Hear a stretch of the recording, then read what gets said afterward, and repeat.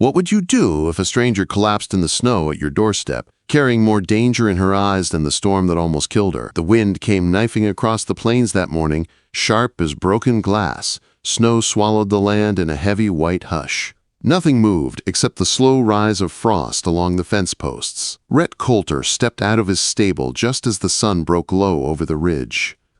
Frost clung to his beard, his coat stiff with ice. He had been up before dawn, like always. Horses needed feeding long before a man thought about breakfast. But something was wrong. Even the animals sensed it. One of the mares snorted, tossing her head toward a dark shape lying near the corral fence. Rhett walked toward it, boots crunching over the frozen crust. The dark shape didn't move. When he got close, he saw a young woman, soaked through, hair stuck to her face, coat thin as paper. Her fingers were curled tight, like she had been holding on to something until the very end. Rhett knelt beside her and pressed 2 fingers against her throat. There was a pulse, but faint, like he could slip away any second. He didn't ask questions. He picked her up with the care of a man lifting a wounded colt and carried her into the house. The warmth hit him as he laid her on the big oak table. She was ice cold. If he didn't act fast, she would die. He threw more wood into the stove and boiled water. Then he stripped off her soaked layers, cursing under his breath at the bruises on her wrists and the fresh cut on her cheek. Someone had hit her hard. Someone had hurt her for a long time. She never woke while he worked. She just shivered under the quilts he piled on her. Her lips moved as if whispering something too soft for the world to hear. Rhett sat back, staring at her. No tracks but hers. No horse. No wagon. The storm must have swallowed everything behind her. He hadn't come to this land to take in strays. He had come here 10 years ago to live alone. The Coulter Ranch was miles and miles of rough country where a man could disappear and no one would bother him. He never married, never wanted to. Women brought trouble. Women brought noise and demands and things a man couldn't fix. But trouble was lying unconscious in his house now, wrapped in his blankets, her breath thin as a thread. A little while later, her eyes opened. Slow, like she was crawling out of a nightmare that didn't want to let her go. She flinched at the firelight and tried to sit. Pain hit her ribs and she gasped. "You're safe," Rhett said, voice low. "You were half frozen. Stay still." Her eyes locked on his. They were pale green, sharp, despite the fear hiding behind them. She didn't speak. "You want water?" he asked. She nodded a little. He held the cup for her because her hands shook too much to grip anything. After she drank, she stared at the floorboards. Her lips parted. "I didn't mean to come here." "You didn't," Rhett said. "You collapsed by my stable. That ain't a visit." Her throat worked as she swallowed. "Are you going to turn me in?" "To who?" She didn't answer. Her gaze drifted away, and in that moment he saw it. She wasn't just cold. She was running from something far worse than the storm outside. "I don't need trouble," Rhett said, "but I'm not sending a half-frozen woman back into the hills." After a long pause, she whispered, "My name's Miriam." He didn't offer his. She noticed but said nothing. Soon she drifted into sleep again. Rhett went to the window and watched the snow fall in wild bursts. The house was quiet except for the fire and her slow breathing. Trouble had walked straight into his life on frost-bitten feet and curled up under his roof. The second day, the storm eased, but the cold didn't. Rhett saddled his horse and rode out across the ridge. If someone had followed her, he wanted to know, but the storm had wiped the land clean. No tracks, no signs, only silence. When he returned, the house was still except for a soft sound from the kitchen. He found her standing barefoot by the stove, wrapped in one of his flannel shirts. She poured coffee with hands that trembled too much to hide. "You shouldn't be up," he said. "I couldn't lay there any longer, felt like a corpse waiting to dry." Her voice was rough, shaped by years of holding things inside. She sipped her coffee and winced at the pain in her split lip. Rhett opened a tin of biscuits and handed her one. She ate quiet, like she didn't trust food would always be there. "You want to tell me who you're running from?" he asked. She shook her head. Silence stretched between them. "You got a man?" He tried. "No." "You running from family?" She hesitated. "I had a father. He gave me to a man." Rhett's jaw tightened. "You escape him?" "I shot him," she said, steady as stone. "I didn't stay to see if he died." Rhett didn't ask for details. He could see what it cost her. The tremor in her spine. The way she kept her eyes on the floor. She was young, but worn thin by life. "You killed him for cause," he said. "I'd do it again." She meant it. As the days passed, she ate a little, walked a little, slept deeper. She explored the house slow, touching things like she needed to memorize where she was in case she had to flee again. Rhett watched her more than he meant to. There was no softness to her, no flirt in her steps, just a quiet strength forged from pain and survival. And each day she stayed made Rhett more aware of something he didn't want to name. He never wanted a wife. He still didn't. But when she stood close to the fire, wrapped in his flannel shirt, her trembling fading day by day, he felt something shift inside him. Something old and buried, waking slow. Spring was far away. Snow still clung to everything. But the storm outside wasn't the only thing changing. Rhett never believed winter could feel warmer just because someone else was inside his house. But that was what happened. Miriam moved quiet, but her presence filled the place like a second fire. She worked even when she shouldn't. She fixed the corral board he had been putting off. She swept the floors. She fed the horses with slow, careful hands. She didn't ask permission. She didn't ask anything at all. Still, he kept watching the ridge.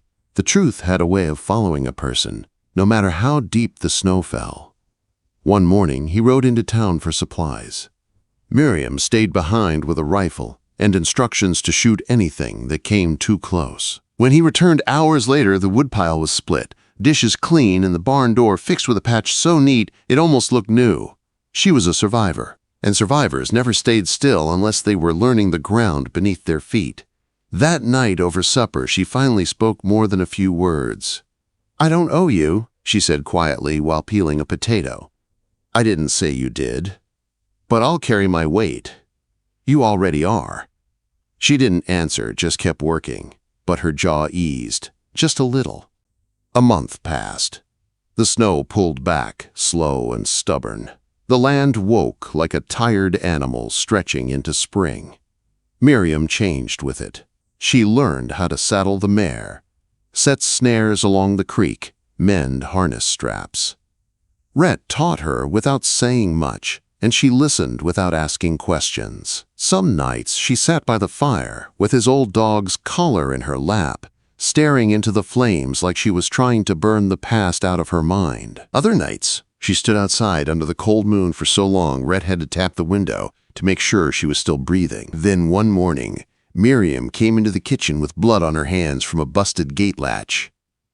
"You could have waited," Rhett said, grabbing iodine. "I don't wait." He cleaned her cuts slowly. She didn't flinch once. Later that night, she looked at him from across the table. Her eyes were steady but tired. "When spring comes," she said, "I have to leave." Rhett kept his voice calm. "You think he's still alive?" "It doesn't matter. I don't stay put long. It's not safe." "It could be, if you stayed." She stared at him like she didn't understand his meaning. "You offering me something?" "I'm offering shelter. What you make of it is your choice." She looked away, her fingers curling. "I don't know what that means." "It means I won't ask what you've done, and I won't turn you out. Not unless you want to go." She didn't answer, but her breathing shifted, softer, almost unsure. When she finally stood to clear the table, her hand brushed his. He didn't pull away. Not right away. Spring crept through the hills, turning the ground brown before green. Miriam rode beside him now. She learned fast, guiding cattle up the ridge and fixing fence lines with quick, firm hands. She didn't talk much, but her silence felt different now. Less fear, more belonging. One afternoon, while they worked on a fence, she asked, "You ever been married?" "No." "Why not?" "Didn't trust myself to choose right." She watched him for a long second. "What about now?" He didn't answer. He just hammered the next nail in. Days blended into a rhythm. Hard work, quiet meals, unspoken understanding. Then one afternoon she came in with a split lip from a mean hen. Rhett pressed whiskey to the cut. "You got a strange way of showing care," she said with a small grin. "Better than letting it rot," he answered. The moment between them held a heat he didn't want to name. But peace never lasted long for hunted people. Rhett rode into town alone one morning. He tied his horse at the post, bought flour, salt, and feed. Then he saw it. A flyer pinned crooked to the sheriff's board. Wanted, Miriam Caldwell. Petite woman, dark hair, green eyes. Suspect in the disappearance of Samuel Rourke. Armed and dangerous. Reward offered. Rhett stared at it for a long time. The drawing wasn't perfect, but it was her. The sheriff stepped outside. "You seen a girl looks like this, Coulter?" Rhett didn't blink. Looks like every starved girl west of the river. But inside him, something cold settled hard. He rode home slow. When he reached the ranch, she was behind the shed, splitting kindling. She looked at his face and froze. "You saw the flyer." He nodded. Miriam set the axe down. "I was 15 when Rourke took me," she said. "My father owed him. He said I was payment." Rhett's jaw tightened. "I stayed 3 years. Tried to run. He broke my arm. I stopped speaking. Then I found a gun." "You think he's dead?" "I think so, but they never found the body." Rhett looked at her. Her eyes were steady. Her voice had no shake. She wasn't a liar. She was someone shaped by cruelty. "I'm not sorry," she said. "I won't ever be." Quote, "I wouldn't ask you to be." She followed him as he walked toward the barn. "If they come looking, they won't find you," he said. "How can you know that?" "Because I've buried things deeper than truth out here." That night she stood in the doorway while the lamps flickered low. "Would you turn me in?" she asked. "No, not then. Not now." She took a breath. "There's more. He wasn't the only one." Rhett didn't step back. "What does that change?" "Everything. Not to me." Something in her face broke then. Not fear, but the last of her doubt. She stepped close. Close enough he could feel her breath. "I don't know how to be someone's woman," she whispered. "I ain't asking for that." The wind outside picked up. The house felt strangely alive. "Then what are you asking for?" she breathed. "A reason for you to stay." She looked at him for a long, trembling second. Then she kissed him, slow and fierce, not soft at all, like she belonged there, like she was claiming a place she never thought she'd have. And Rhett kissed her back, knowing the storm in her life wasn't done, but also knowing he'd stand between her and every piece of it. The world outside was changing, and so were they. The next days felt different. Not lighter, not safer, but bound together in a way neither of them dared say out loud. Miriam still woke before sunrise, checking the ridge, watching the tree line, moving through the ranch like a woman who expected danger at every turn.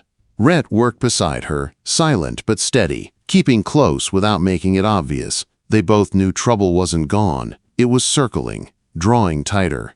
Then they saw him. A rider came down from the north one sharp afternoon, moving slow and sure, like he had all the time in the world. Rhett stood on the porch. Miriam watched from behind the curtain, body stiff. The rider stopped a few yards away. His horse blew steam into the cold air. He tipped his hat, eyes flat. "Name's Clay Nolan," he said. "I'm looking for someone. Small girl, dark hair, might go by a different name." Rhett didn't blink. "What's she to you?" Quote. Clay smiled like it was a joke. "Trouble, and there's a reward for bringing her in." Rhett stepped off the porch, slow, shoulders squared. "No one like that here." Clay's eyes flicked toward the house. Too quick, too knowing. "Mind if I water my horse?" "You're watered," Rhett said. "Move on." For a moment it felt like Clay might push it. But something in Rhett's stance changed his mind. He tipped his hat and rode away. Miriam stepped onto the porch when he was gone. Her face was pale, eyes sharp. "That's one of Rourke's," she said softly. "Used to keep order for him." Used to break women when they tried to run. "He won't come back soon," Rhett said. She shook her head. "He will." They doubled the watch. Moved the horses closer. Miriam carried her rifle everywhere. Rhett slept lighter, boots by the door.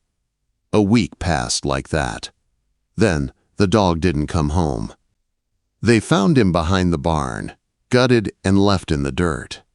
Miriam knelt beside the body, hands shaking for the first time since he'd met her. They buried the dog without words. She stood over the grave long after Rhett walked away, jaw locked, eyes empty. That night, she laid her rifle beside her bed instead of under it. "If they come," she said, voice low, "I won't run again." "I know," Rhett said. When she turned to look at him, something broke inside her. Not fear, not grief, but the last sliver of hope that she could ever go back to being just a woman instead of prey. "I didn't mean to stay this long," she whispered. "You think I mind? I think I've made your life smaller. You've made it real." She stared at him, breath tight. Then she kissed him again, slower this time, searching, uncertain. And for the first time since she arrived, she let herself lean into him, but peace wasn't theirs yet. The next morning, Rhett rode into the west pasture and saw it. Smoke, low and mean, creeping through the brush. They raced out together with blankets and shovels, but the fire was no accident. Someone had lit it as a message. They found a boot print in the ashes. "He's close," Miriam said quietly. They slept in shifts, watched the ridge, reinforced the doors. But the waiting tore at her. It dragged her back into old memories she never wanted to feel again. On the third night, she couldn't sit still. She paced in front of the fire, hands clenched. "I lived my whole life waiting for a door to break open," she said. "I won't do it again." Rhett watched her, calm but hurting for her. "What do you want to do?" "I want to hunt him," she said. "I want to stop being the one who flees." Rhett stood. "Then I'll go with you." She shook her head. "No. If something happens, one of us needs to come back." He didn't like it, but he understood. Miriam packed light at dawn. Rifle, rope, knife, water. Rhett met her at the barn, handed her a compass. "Bring his body back," he said. "You want proof?" she asked. "No," he said. "I want it over." She nodded once and rode west, not looking back. The sound of her horse faded into the trees. Rhett waited. 3 days passed. He barely slept. Checked the cattle twice. Walked the ridge. Every sound felt like a warning. Every hour felt like a pull in his chest. On the 4th day, her horse limped in from the west, riderless, blood on its flank. Rhett saddled up and left before the sun fully rose. He tracked her trail across canyons and brush until it cut off near the rocks. There he found chaos, hoof marks, churned dirt, a spatter of blood. He climbed higher, following the smallest signs. Near the top of the ridge, he saw them. 3 men. 2 dead. 1 on his knees, coughing blood. And Miriam standing behind him with a rope in one hand and a knife in the other. Her clothes were torn, streaked with dust and blood. Not hers. She turned when she heard Rhett. "I thought you'd stay put," she said. "You didn't come back." "I wasn't done." The last surviving man tried to speak. Rhett knelt beside him. "You hunting her?" Rhett asked. The man wheezed. "Not anymore." Rhett stood. "You want him gone?" he asked Miriam. She looked toward the canyon edge. "He's already there." Rhett dragged the dying man to the cliff and pushed him over. There was no ritual, only silence and the drop. They rode home without talking. Miriam's shoulders were stiff. Her hands didn't shake. But her eyes looked far away, like she had left part of herself in the dust behind them. Inside the house, she sat by the cold hearth. "I wanted mercy," she whispered. "You gave it," Rhett said quietly. "There's no mercy in killing." "There can be," he said, "if it frees you." She shook her head. "It doesn't free me."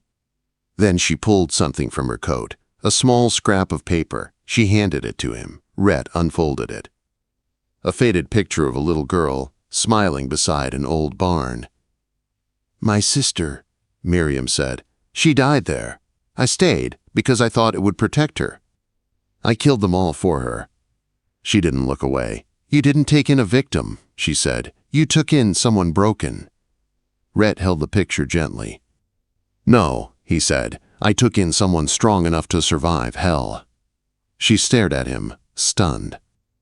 And for the first time since he found her in the snow, her eyes filled with something soft. Spring came again. Quiet this time. No riders, no fire, no threats. Only rebuilding. Healing in small steps. One night while the fire warmed the room, she slipped her hand into his. "I want to marry you," she whispered. "Not for safety, not for shelter, for a place beside you." He didn't look away. "All right," he said. "You'll have it." They married under an open sky with no preacher, no papers, just a ring she forged from her father's old spurs. After that, nothing changed except the way they stood closer, rode together, lived without fear. Years later, folks would tell the story of the woman who walked out of a blizzard and never left. Some called her a ghost. Others called her a gunfighter. But Rhett knew the truth. She wasn't a shadow. She wasn't a warning. She was the reckoning the world never saw coming.